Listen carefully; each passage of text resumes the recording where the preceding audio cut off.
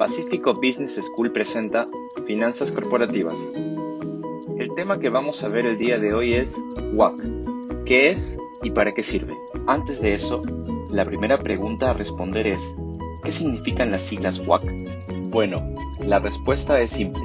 Significan Weighted Average Cost of Capital, o en español, costo promedio ponderado del capital. Ahora, ¿qué es el capital? Contablemente, el capital son los bienes y derechos menos las deudas y obligaciones. Por esto decimos que una empresa se capitaliza cuando aumenta su activo, reduce el endeudamiento con terceros o se incorporan nuevas aportaciones de socios. En palabras simples, el capital es el conjunto de recursos disponibles con los cuales puedo generar algún beneficio económico. Entonces, ¿para qué me sirve?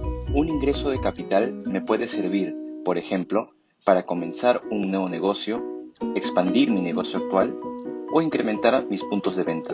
Una vez que ya sé qué es y para qué me sirve, la pregunta es, ¿de dónde proviene?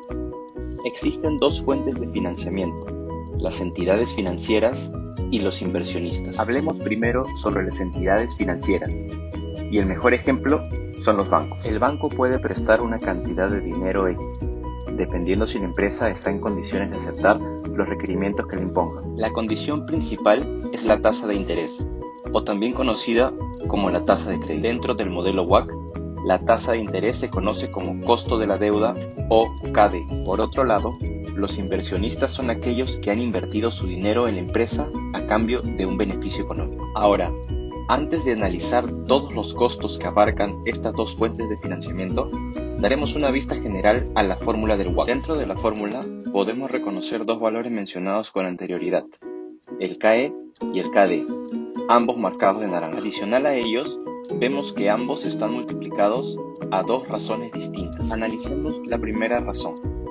La división del equity o capital sobre el valor total de mercado nos da la proporción de equity que tiene la empresa. Por otro lado, la división de la deuda sobre el valor total de mercado nos da la proporción de deuda que tiene la empresa. Ahora, vemos que existe un factor adicional que multiplica al KD.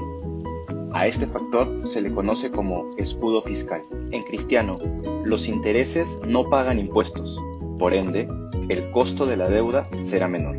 La fórmula expuesta se puede dividir en dos partes: la proporción y costos que genera financiarse con patrimonio y la proporción y costos que genera financiarse con deuda. En conclusión, una definición adecuada para la fórmula sería: es el promedio ponderado del costo de la deuda, KD, y de la rentabilidad mínima exigida a las acciones, KE, sean estas comunes o preferentes.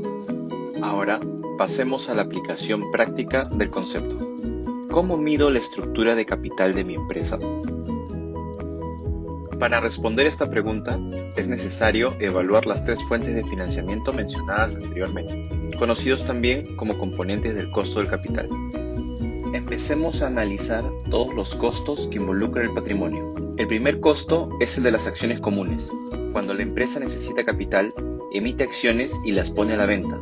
Los interesados compran dichas acciones e inyectan dinero al patrimonio. La tasa de retorno que esperan los nuevos accionistas es lo que conocemos como KE.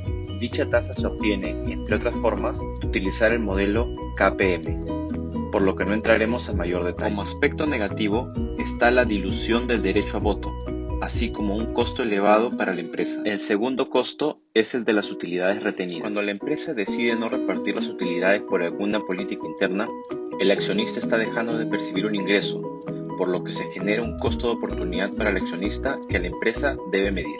El tercer costo es el del capital convertible. Este es el resultado de convertir un bono convertible en un determinado grupo de acciones comunes o preferentes. Hay que tener presente que el bono convertible tiene una parte de deuda, el bono sin convertir, y una parte de capital, una vez que convierto el bono en acciones. Esto quiere decir que el bono convertible tiene dos costos.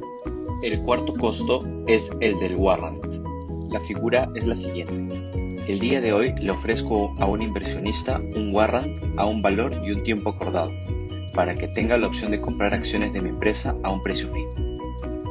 Hay que considerar que es probable que el precio real de la acción luego del plazo determinado sea mayor al fijado inicialmente. En otras palabras, le vendo una opción de compra que el inversionista puede tomar como no. Por último, el costo de capital de los warrants es igual a los precios de las acciones comunes. El quinto costo es la emisión de acciones preferentes. El hecho de emitir acciones preferentes de por sí genera un costo de flotación, por lo que también debe ser calculado. Los costos que involucran a la deuda se pueden resumir en un solo tipo.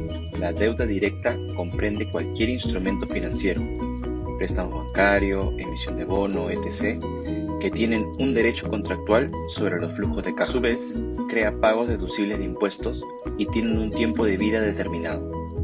Por último, las acciones preferentes, al igual que los bonos convertibles, tienen semejanza tanto a deuda como a capital accionario. Paga un dividendo fijo a perpetuidad. No tiene derecho a voto, por lo que limita el control de la empresa y no genera escudo fiscal.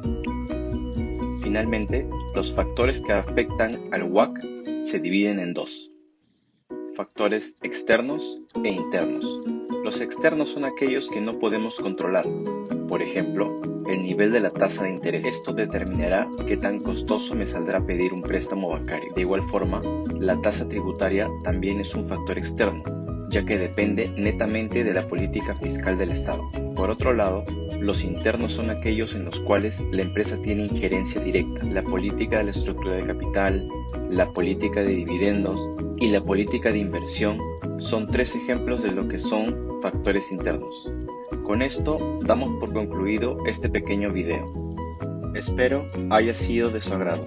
Gracias.